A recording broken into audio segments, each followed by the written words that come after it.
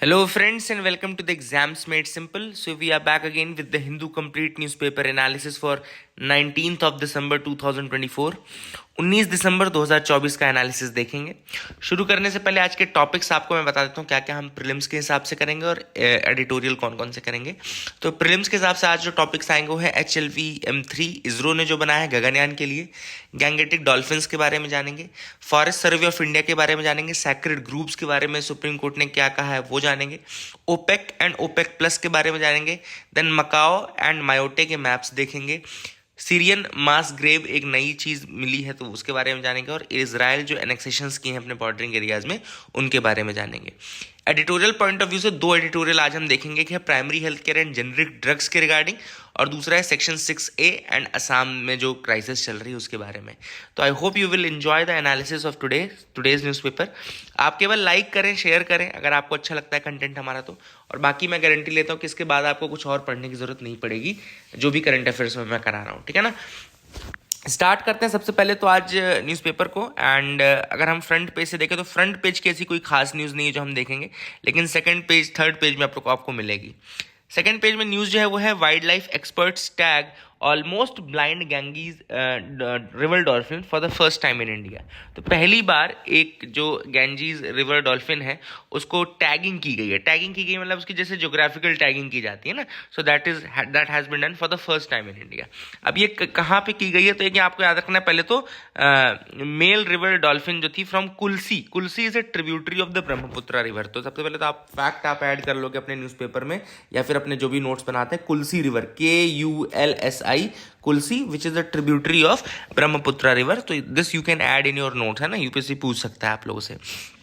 अब आया बात यहाँ पे गैंगीज रिवर डॉल्फिन की बात करें तो गैंगीज रिवर डॉल्फिन जो है इसे unique for being nearly blind, ये नियरली ब्लाइंड होती है and relies on echolocation for its biological needs. Echolocation मतलब जब ये साउंड रिलीज करती है उसके बाद कितने डिस्टेंस कितने टाइम से वो उसका इको रिवर्ट बैक हो रहा है उसके बेसिस पे डिटरमाइन करती है कि कहाँ पे क्या है, ऑब्स्टेकल्स हैं, क्या कुछ है। इको लोकेशन सोनार राडार जैसी चीज़ें ही यूज करती है ना। एंड नियरली ब्लाइंड होती है, relies on the echolocation for its biological needs.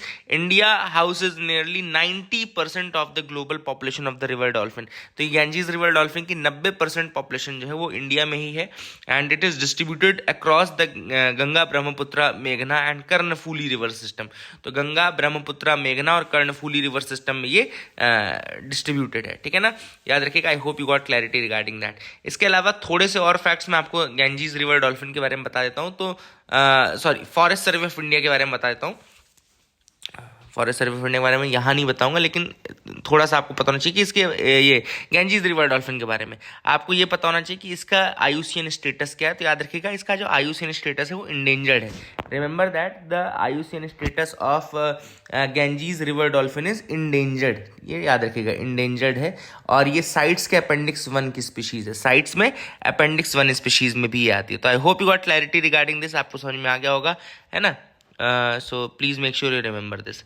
ISRO begins the assembly of HLV-M3 for Gaganyaan flight. तो ISRO यानी कि इंडियन स्पेस रिसर्च ऑर्गेनाइजेशन जो है उसने, आपको पता है कि गगनयान मिशन में हम पहला क्रूड मिशन इंडिया की पहली मेड इन अनक्रूड फ्लाइट हम रिलीज करने वाले हैं। गगनयान मिशन में मेड इन अनक्रूड फ्लाइट है एंड उसके लिए जो लॉन्च व्हीकल है वो है human rated launch vehicle mark 3 HLV-M3, याद रखिएगा HLV-M3 for the Gaganyaan made in uncrewed flight, है ना। And The assembly of HLV-M3 is taking place कहाँ पे हो रही है ये, तो सतीश धवन स्पेस सेंटर जो कि श्रीहरिकोटा में लोकेटेड है वहाँ। तो ये आप बस इसका HLV-M3 का फुल फॉर्म जरूर याद रखिएगा, ह्यूमन रेटेड लॉन्च व्हीकल बोलते हैं इसको, human rated launch vehicle mark 3, ठीक है। तो I hope you got clarity regarding that. और बाकी तो ज़्यादा आपको इसमें खास कुछ करने की जरूरत नहीं है, क्या कैसे है क्या नहीं है। गगनयान प्रोजेक्ट आपको पता है कि डिमॉन्स्ट्रेट करेगा ह्यूमन स्पेस फ्लाइट कैपेबिलिटी को by launching a crew of 3 members to an orbit of 400 kilometre for a 3-day mission and bringing them back safely to the earth. By landing in sea water. तो याद रखिएगा इसमें Gaganyaan mission में करना क्या चाहते हैं, प्रोजेक्ट गगनयान में हम चाहते हैं डिमॉन्स्ट्रेट करना ह्यूमन स्पेस फ्लाइट कैपेबिलिटी को। किसको? ह्यूमन स्पेस फ्लाइट कैपेबिलिटी को। और लॉन्च क्या करेंगे? A crew of 3 members launch करेंगे to an orbit of 400 kilometre, 400 kilometre के ऑर्बिट तक उसको भेजेंगे। 3 दिन का ये मिशन रहेगा and bringing them back safely on the earth, है ना, bringing them back safely on the earth. ठीक है, तो इस प्रोग्राम के लिए इसरो जो है कुछ अनक्रूड मिशन भी करेगा। अभी जो मैंने आपको HLVM-3 बताया, तो उसमें अनक्रूड इसलिए बताया क्योंकि इस क्रूड मिशन को करने के लिए पहले उनको अनक्रूड मिशन करने पड़ेंगे कुछ, है ना, एंड 3 अनक्रूड मिशन करेंगे, 1 क्रूड मिशन होगा। ठीक है, तो वही बेसिकली है कि 3 अनक्रूड मिशन जो है उसके लिए असेंबली हो रही है HLVM-3 की, ताकि एक बार सक्सेसफुल हो जाए कि लॉन्च व्हीकल जाके आ रहा है प्रॉपर, और उसके बाद जो है फिर वो क्रूड मिशन भेजा जाएगा। ठीक है ना, आई hope you got clarity. Testing वो ट्रेनिंग उन तीनों लोगों की चल भी रही है, आप सबको पता है ना, तो all these things are going on. यहाँ पे ये फोटोग्राफ आपको दिख रहा होगा, नंगियार कूथू लिखा हुआ है। तो नंगियार कूथू क्या होता है? It's a traditional solo performance होती है बाय विमेन, ये केरला में किया जाता है। तो ये आप याद रखिएगा, तिरुवनंतपुरम में Nangiar Koothu, it's a traditional folk dance which is performed solo by the women. दिख रहा होगा आपको, मोनो एक्ट होता है इसमें, अलग अलग रोल्स लेने पड़ते हैं। जो एक आर्टिस्ट होता है, सिंगल फीमेल आर्टिस्ट है, उसको अलग अलग रोल लेने पड़ते हैं। जैसे मोहिनी अट्टम में भी फीमेल्स ही परफॉर्म करती हैं, वो भी मोहिनी अट्टम भी यहीं का है। उसी तरीके से नंगियार कूथू वहाँ का लोकल फोक है, एक तरीके से याद रखेगा ना। एक और लोकल वहाँ पे मार्शल आर्ट भी होता है केरला में, जो कि नाम चल रहा था, मैं बता दूँ, कलरी पयत्तू, है ना। You all must have heard this name, Kalari Payattu, Kalari Payattu. ठीक है, ये केरला का है। यक्षगान जो है, यक्षगान ये आपका कर्नाटका का है। तो इस तरीके से कुछ कुछ लोकल फोक आप याद करते रहिएगा। एक दो आप अपने स्टेट के फोक अगर मुझे बता सके लोकल, तो दैट विल बी गुड, है ना। तो कुछ कुछ स्टेट्स के तो आ ही जाएंगे अपने पास। आगे मूव करते देखते और क्या इंपॉर्टेंट न्यूज आर्टिकल है जिनके बारे में हमको डिस्कस करना है। Formulate policy to manage sacred groves, supreme court tells the government. अब सुप्रीम कोर्ट ने गवर्नमेंट को कहा है कि भैया you should formulate a policy and you should formulate a policy for managing the sacred groves. ठीक है, तो सबसे पहला सवाल तो ये कि सैक्रेड ग्रूव्स होते क्या है। तो sacred groves basically are patches of trees traditionally protected by the local communities. बहुत जगह क्या होता है, लोकल कम्युनिटीज ट्रेडिशनली बहुत सारे लैंड में जो ट्रीज होते हैं, पैचेस होते हैं ट्रीज के, उनको प्रोटेक्ट करके रखते हैं। उनके अगल बगल आपने देखा होगा धागा भी बांध के रखा जाता है कई जगहों पे, कई ट्राइब्स में, है ना। तो ये जो इस तरीके से प्रोटेक्शन होता है ना, लोकल कम्युनिटी जो कुछ पेड़ों को मानते हैं कि यहाँ पे उनके देवता निवास करते हैं, जो भी ऐसी चीजें हैं, उनको सैक्रेड ग्रूव्स कहा जाता है। ठीक है, तो they are patch of land. जैसे मध्य प्रदेश में आपको बताऊं कि खेजरी का पेड़ होता है, खेजरी का पेड़ होता है। खेजरी के पेड़ में यह माना जाता है कि बूढ़ा देव नाम के देवता उनके निवास करते हैं, तो अब वो उनको प्रोटेक्ट करके रखते हैं, वो पेड़ नहीं काटते हैं, ये सारी चीज़ें भी हैं ना। कई कई जगहों पे आपने देखा होगा कि पेड़ों की पूजा की जाती है, उसके अगल बगल धागा बांध के पूरा उस पूरे पैच को प्रोटेक्ट किया जाता है। तो basically that is sacred groove. These are the patches of trees which have been traditionally protected by local communities for their religious and cultural significance। तो याद रखिएगा इनका religious और cultural significance दोनों होता है, तो ये एक आप चीज़ याद रख सकते हैं। एंड ये बहुत ज़्यादा पाए जाते हैं specially in Tamil Nadu, Kerala, Karnataka, Maharashtra. And इसीलिए जो सुप्रीम कोर्ट की स्पेशल बेंच थी जस्टिस BR गवई की, उसने रिकमेंड किया कि भाई जो centre head should formulate a policy specifically targeted to manage and protect the sacred groves. ठीक है ना।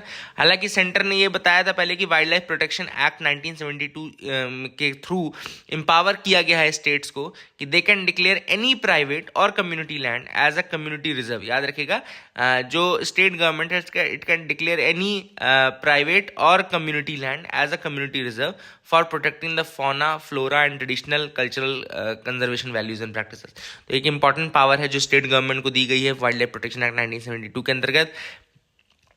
इन्वायरमेंट मिनिस्ट्री के लिए लेकिन सुप्रीम कोर्ट ने कहा है कि भाई you should develop a plan, nationwide survey करो सैक्रेड ग्रूव्स का, है ना, और बाउंड्रीज प्रॉपर बनाओ सैक्रेड ग्रूव्स की, प्लस थोड़ा बहुत आप बाउंड्री में स्पेस भी रखो ताकि फ्यूचर में अगर उनकी ग्रोथ हो रही है तो उसके लिए भी उसको अकोमोडेट किया जा सके। एंड स्पेशली यहाँ पे एक बहुत अच्छा केस स्टडी दिया गया था, तो वो भी मैं आपको बता दूं। एक जो केस स्टडी दिया गया है वो है पिपलंतरी गांव का। पिपलंतरी गांव है राजस्थान में, जहाँ पे बैरन लैंड को ट्रांसफॉर्म किया गया था रश ग्रीन ग्रुप्स में due to the effort of the people. तो यहाँ पे एफर्ट ऑफ द पीपल के लिए एग्जाम्पल लिखा गया है पिपलंतरी विलेज का राजस्थान में, where barren land was transferred into lush green groups due to the efforts of the people. So that is one thing which is important. I hope you got clarity.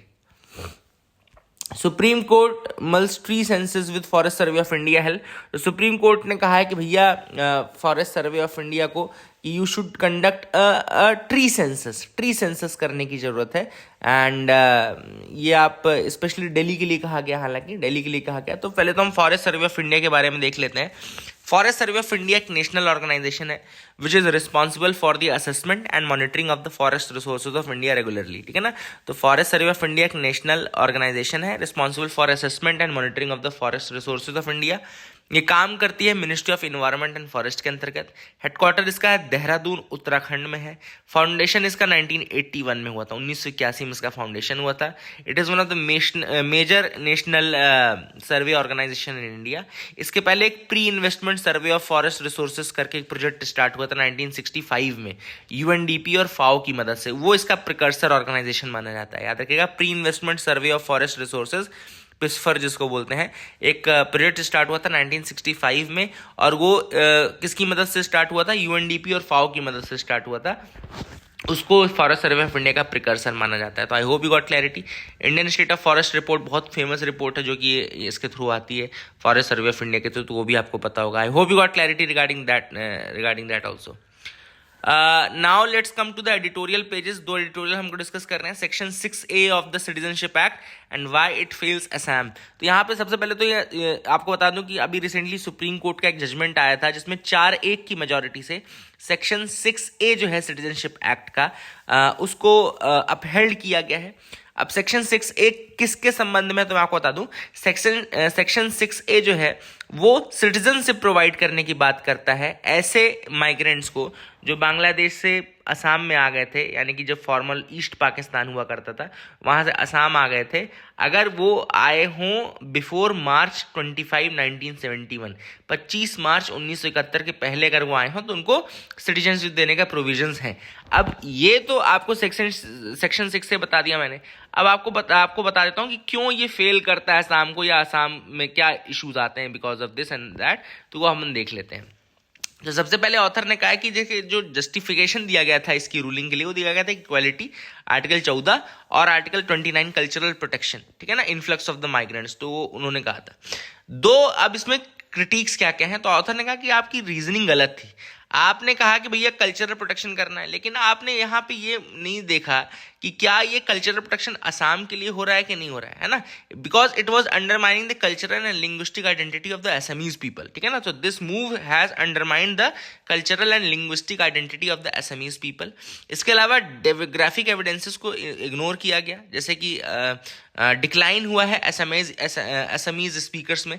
पहले 1951 के आसपास 69.3 यानी कि लगभग 70% स्पीकर्स थे Assamese के.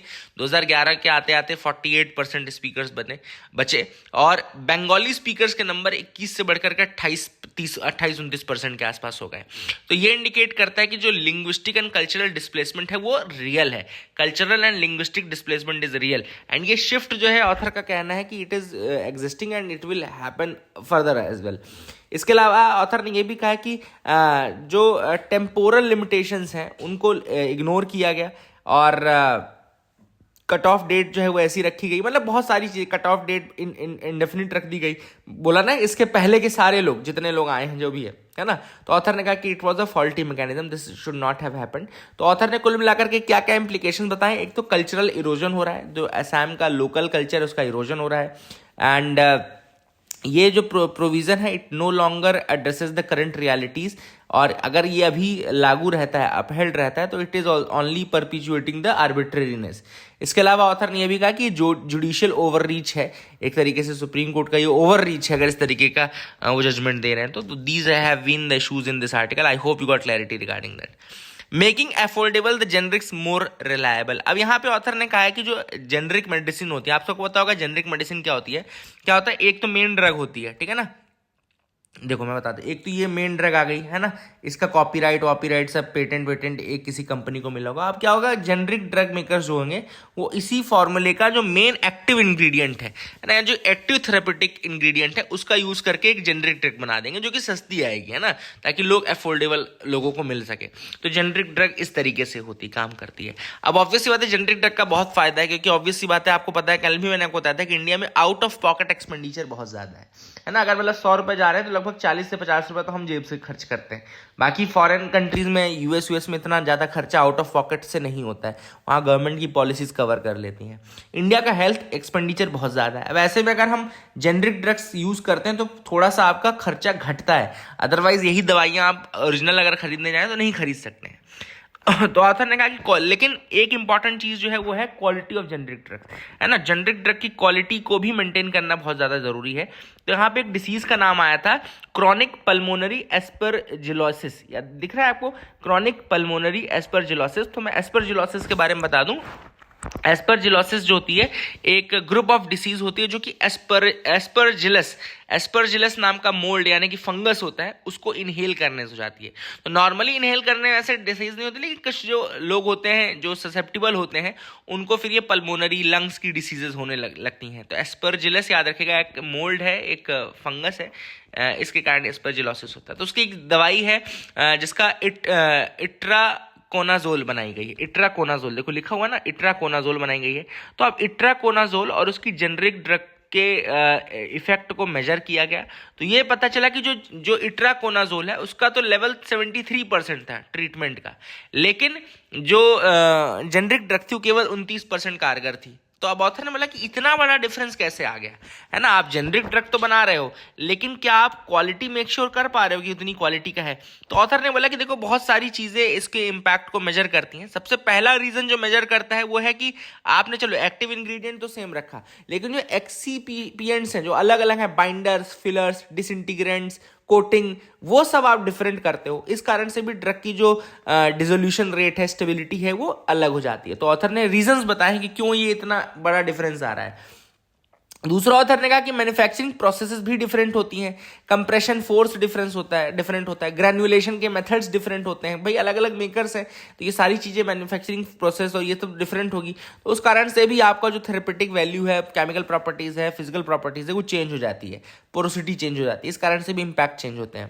Then इसके अलावा ऑथर ने कहा कि कुछ दवाइयों में लिखा जाता है कि जैसे आप जो पैरामीटर्स हैं वो 80 से 125% तक ही यूज कर सकते हैं इनोवेटर ड्रग की रेंज के।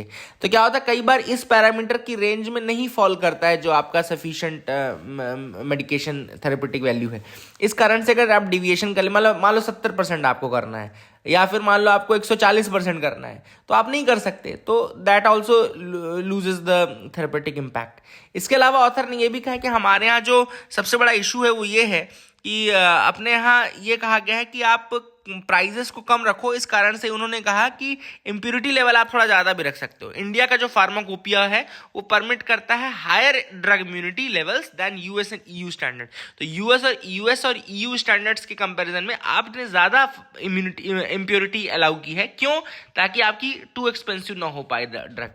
तो ऑथर ने कहा कि भाई देखो इक्विटी अच्छी चीज है, but equity can not come at the expense of quality. आप एक तरह चीज, आपके व्यूज अच्छे हैं, आप चाहते हैं कि भाई सबको मिल पाए, लेकिन it should not come at the cost of the quality. तो यहाँ पे ये ऑथर ने कहा है कि भाई आप थोड़ा इन पॉइंट्स पे ध्यान दें और उसकी क्वालिटी को इंप्रूव करने की कोशिश करें। आगे मूव करते हैं, देखते हैं और क्या इंपॉर्टेंट आर्टिकल्स हैं जिनके बारे में हमको डिस्कस करना है। रोमानिया के इलेक्शंस कॉल ऑफ कर दिए गए हैं क्योंकि वहां पे रशियन इंटरफेरेंस की बात की गई थी। ओपेक प्लस और ओपेक का नाम आया, तो मैं आपको बता दूं अभी रिसेंटली ओपेक प्लस की मीटिंग हुई थी, ओपेक और ओपेक प्लस की, जिसमें यह कहा गया कि भाई अब चूंकि डोनाल्ड ट्रंप आ गए हैं तो अपना प्रोडक्शन बढ़ाएंगे ऑयल एंड गैस का, और जब प्रोडक्शन बढ़ाएंगे तो ऑब्वियसली बात है ओपेक के प्राइजेस इंपैक्ट पड़ेंगे, ओपेक के प्राइजेस घटेंगे ओपेक प्लस के लिए। तो that is how the meeting was there.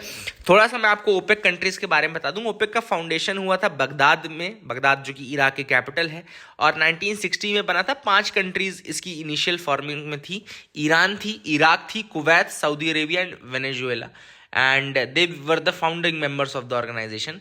और इसके बाद फिर कतर ने ज्वाइन किया था 1961 में, इंडोनेशिया ने 1962 में, लीबिया ने 1962 में, यूएई ने 1967, अल्जीरिया ने 1969, नाइजीरिया ने 1971, इक्वाडोर ने 1973, गैबॉन ने 1975, अंगोला ने 2017, इक्वेटोरियल गिनी ने 2017 में और कांगो ने 2018 में।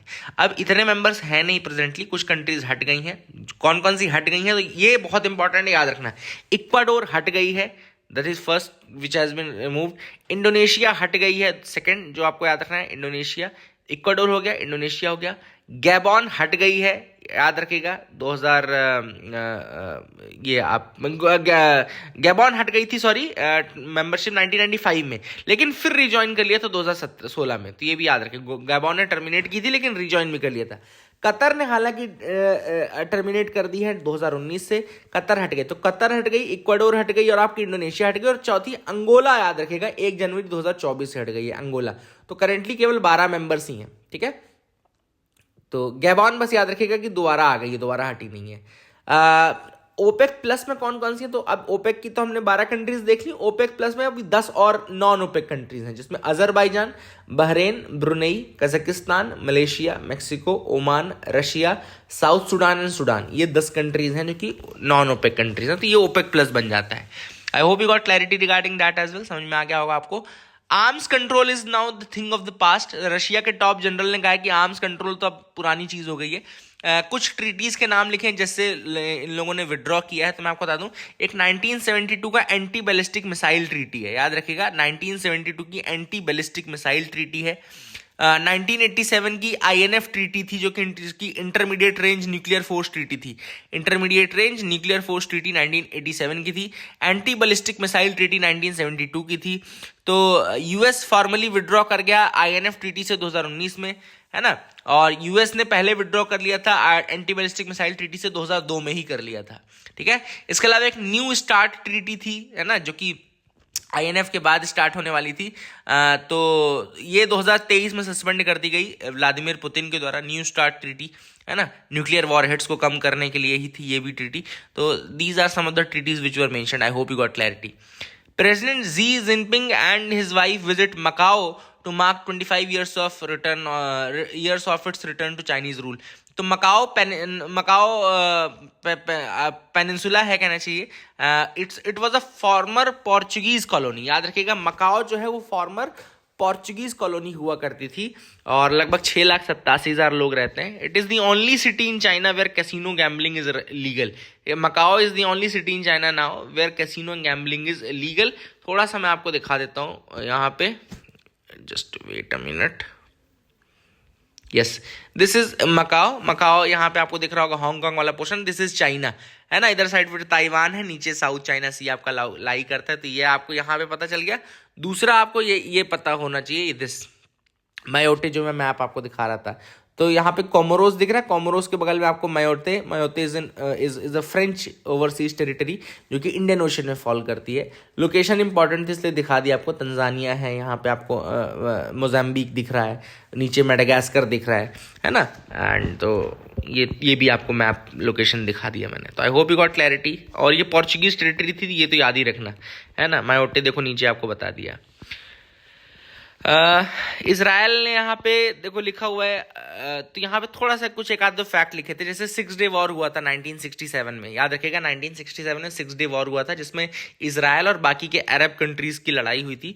और इस लड़ाई में इजराइल ने कैप्चर कर लिया था वेस्ट बैंक को, ईस्ट जेरूसलेम को जॉर्डन से, वेस्ट बैंक और ईस्ट जेरूसलेम को जॉर्डन से, गाजा और सिनाई पेनिनसुला को इजिप्ट से, और गोलन हाइट्स को सीरिया से। तो ये 3 चीज़ें 6 डे वॉर में कैप्चर की थी। गाजा और east Jerusalem, sorry, West Bank और ईस्ट जेरूसलेम जॉर्डन से, वेस्ट बैंक और ईस्ट जेरूसलेम जॉर्डन से, गाजा और सिनाई पेनिनसुला इजिप्ट से, एंड गोलन हाइट्स सीरिया से, ठीक है। इसके अलावा इजराइल ने हालांकि सिनाई पेनिनसुला बाद में रिटर्न कर दिया था क्योंकि पीस एग्रीमेंट हुआ था इजराइल का इजिप्ट के साथ। इजिप्ट पहली अरब कंट्री थी जिसने पीस एग्रीमेंट किया था इजराइल के साथ। इजिप्ट पहली अरबिक कंट्री थी जिसने पीस एग्रीमेंट किया था इजराइल के साथ 1979 में, और इसी के चलते इजराइल ने रिटर्न कर दिया था सिनाई पेनिनसुला को टू द इजिप्ट, एंड वहाँ पे सारे सेटलमेंट्स भी उन्होंने डिसमेंटल कर दिए। तो ये भी एक फैक्ट यहाँ पे मेंशन था, तो I hope you got clarity. अब सीरिया में अभी रिसेंटली असद को भगा दिया गया है ना, बशर अल असद को, ये सब आपको पता होगा, लेकिन वहाँ पे अभी एक नई वो शुरू हो गई है। वहाँ पे स्टेट रन एक मशीनरी ऑफ डेथ मिली है जिसको बोलते हैं सीरियन मास ग्रेव। लगभग 1 लाख से ज़्यादा लोगों को टॉर्चर करके वहाँ मर्डर किया गया है 2013 से। तो ये मास ग्रेव आपको दिख भी रहा होगा, दिस इज द जो सीरियन मिलिटेंट्स उन्होंने लोकेट किया है मास ग्रेव, जहाँ पे डिटेन्यूज को और डिटेनीज को किल करके रखा जाता था बशर अल असद के कहने पे। तो that is the thing which is there. I hope you got clarity. R Ashwin ने संन्यास ले लिया है, so that is one thing. R Ashwin one of my most favourite batsman है, not bowler, because of Pakistan match. आपको याद होगा वो वाइड और फिर उसका 1 run, that was amazing. So that is it for the day. I hope you like our video. Please like and subscribe. Thank you, have a nice day.